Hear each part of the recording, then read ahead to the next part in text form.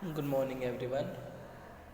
Today we will discuss about the P block elements. हम S block elements को पूरा कर चुके हैं और आज हम चैप्टर 11 P block elements हम स्टार्ट करेंगे। मैंने फर्दर जब आपको S block elements पढ़ाया था तो मैंने आपको उसकी डेफिनेशन बताई थी, वही सेम डेफिनेशन P block में होती है।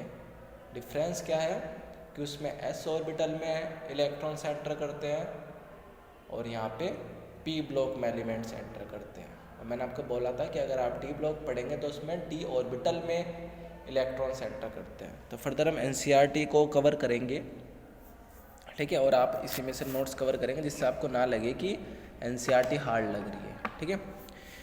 इन्होंने बोला है in P block elements the last electron enters the outermost P orbital.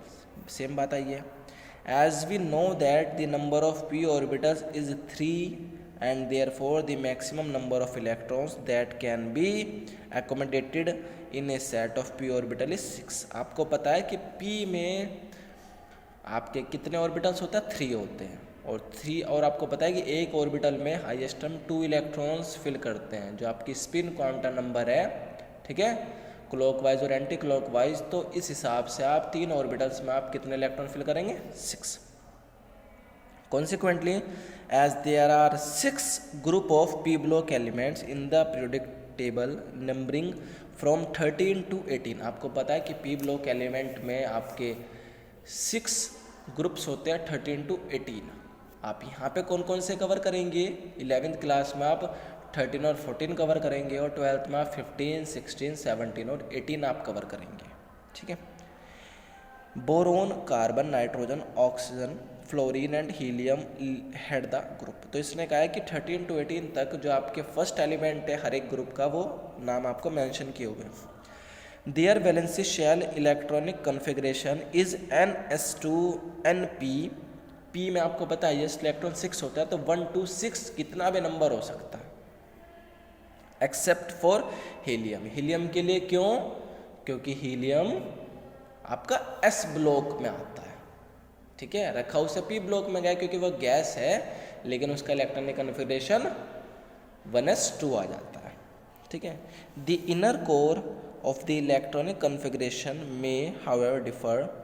The difference in inner core of elements greatly influence their physical properties such as atomic and ionic radii, ionization enthalpy, etc., as well as chemical properties. Consequently, a lot of variation in properties of elements in a group of p block is observed. The maximum oxidation state shown by a p block elements is equal to the total number of valency electrons, that is the sum of the s and p electrons. Clearly, the number of possible oxidation states increase towards the right of the periodic table, ठीक है, जब आप left to right आप move करते हैं। In addition to this so-called group oxidation state, p block elements may show other oxidation state which normally but not necessarily differ from the total number of valency electron by unit of 2. The important oxidation state exhibited by p block elements are shown in table. In boron, carbon and nitrogen families, the oxidation state is most stable state for the lighter elements in the group. जो आपको 3 families बताई गई हैं, इनका oxidation number या oxidation state stable रहती है mostly time. However the oxidation state 2 unit less than the group oxidation state become progressively more stable for the heavier elements in each group. आगे फर्दर जो आप यहाँ पे इन्हें थ्योरी आप पढ़ रहे हो, आप फर्दर इन्हें आगे फाइंड आउट करोगे।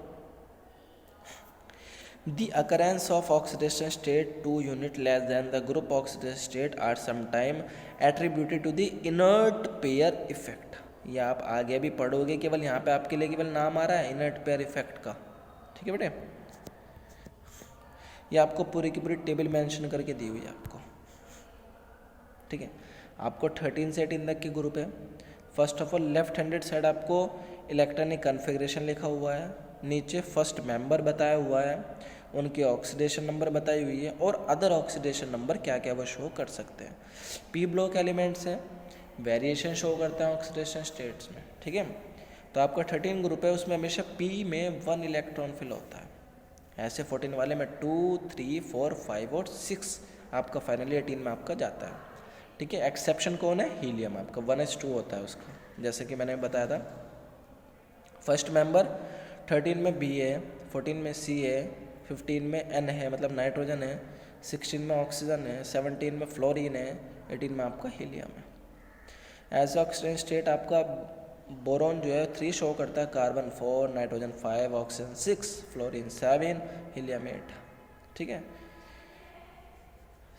जो आपका अदर है वो +3, +2, -4, +3, -3 वो फर्दर चेंज होती रहती है अकॉर्डिंग टू देयर कंपाउंड्स, ठीक है। जिस भी कंपाउंड में आप ऑक्सीडेशन स्टेट आप फाइंड आउट आप कर रहे हो। The relative stabilities of these 2 oxidation state, group oxidation state and 2 unit less than the group oxidation state may vary from group to group and will be discussed at appropriate places. It is interesting to note that the non-metals and metalloids exist only in p block of the periodic table. The non-metallic character of elements decrease down the group. In fact, the heaviest elements in each p block group is the most metallic in nature. This change from non-metallic to metallic character brings diversity in the chemistry of these elements depending on the group of which they belong. जब आप further 13 group में आप पढ़ेंगे तो जब आप upper two down आप move करोगे तो आप देखोगे कि आप नॉन मेटालिक से आप मेटालिक की साइड को मूव करते हैं, तो यही आपको बताया हुआ है। In general non metals have higher ionisation enthalpies. अब आपको first of all ionisation enthalpy पता होना चाहिए, लास्ट मैंने पढ़ा भी है। आयनाइजेशन एंथैल्पी क्या होती है कि वो एनर्जी जिसमें आप किसी भी एलिमेंट्स के ऑर्बिटल्स में से या शेल में से आप इलेक्ट्रॉन को रिमूव करने के लिए जो भी एनर्जी वहाँ पे रिक्वायर्ड होगी, ध्यान से सुनना, इलेक्ट्रॉन को रिमूव करने के लिए जो भी एनर्जी रिक्वायर्ड होगी वो उसकी आयनाइजेशन एंथैल्पी होती है। अब आप नोटिस करो कि जो नॉन मेटालिक होते हैं उनकी टेंडेंसी होती है इलेक्ट्रॉन को एक्सेप्ट करने की, तो क्या वो इजीली किसी को इलेक्ट्रॉन देंगे? नहीं देंगे। और अगर आप उनमें से इलेक्ट्रॉन निकालना चाहेंगे तो आपको एनर्जी ज़्यादा से ज़्यादा देनी होगी। आपके पास सेकंड केस क्या है? मेटल्स का है। मेटल्स की टेंडेंसी इजीली इलेक्ट्रॉन्स रिमूव करने की होती है, तो आप उसको बहुत कम एनर्जी भी दोगे वो तो तब भी इलेक्ट्रॉन्स रिमूव कर देगा, ये बताया हुआ है। एंड हायर इलेक्ट्रोनेगेटिविटीज़, फिर वो बात है इलेक्ट्रोनेगेटिविटीज़ क्या होती है? इलेक्ट्रॉन को अट्रैक्ट करने की एबिलिटी। अब बेटे इलेक्ट्रॉन को अट्रैक्ट कौन करेगा? जिसको इलेक्ट्रॉन की रिक्वायरमेंट होगी, ठीक है ना। मेटल्स को तो होती नहीं है, वो तो डोनेट करते हैं। अब जो नॉन मेटल्स में रिक्वायरमेंट होती है तो वो हाई इलेक्ट्रोनेगेटिविटी शो करते हैं then the metals. Hence in contrast to metals which readily from cations, non metals readily from anions. आपको पता है पॉजिटिव और निगेटिव चार्जेस तो बचपन से पढ़ते आ रहे हैं। The compounds formed by highly reactive non metal with highly reactive metals are generally ionic because of large difference in their electronegativities. Okay.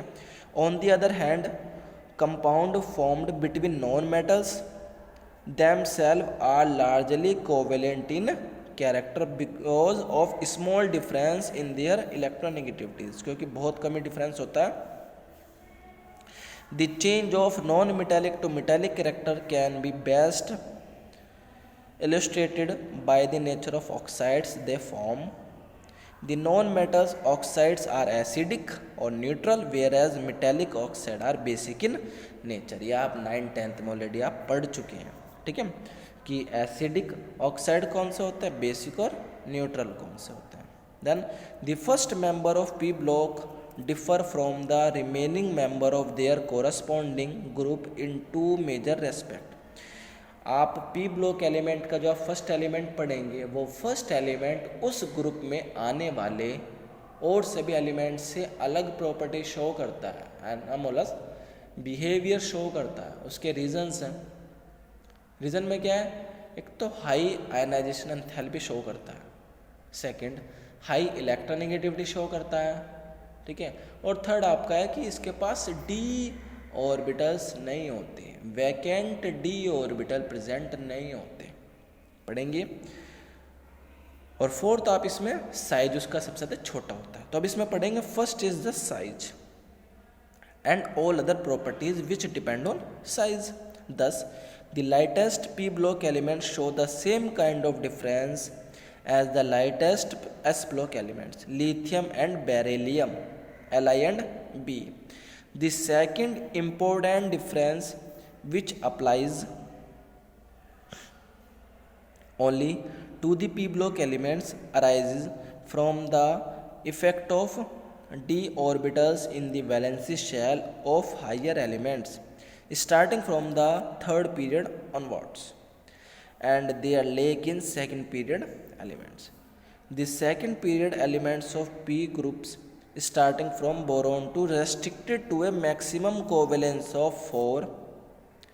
In contrast, the third period elements of p group with the electronic configuration 3pn value कितनी हो सकती है, हर group के लिए अलग अलग होगी, have the vacant 3d orbitals lying between the 3p and 4s level of energy. यहाँ पे 3d orbital की बात हो गई है. Using these d orbitals, the third period element can expand their covalency above 4. Easily normal सी बात है, वैकेंट डी ऑर्बिटल है तो अपनी वैलेंसी को इंक्रीज कर सकता है, इजिली हो जाती है. Example, while boron forms only Bf4 minus, aluminium gives AlF6 minus 3 ions. The presence of these three orbitals influence the chemistry of heavier elements in a number of other ways. The combined effect of size and availability of d orbitals considerably influences the ability of these elements to form pi bonds. ठीक है.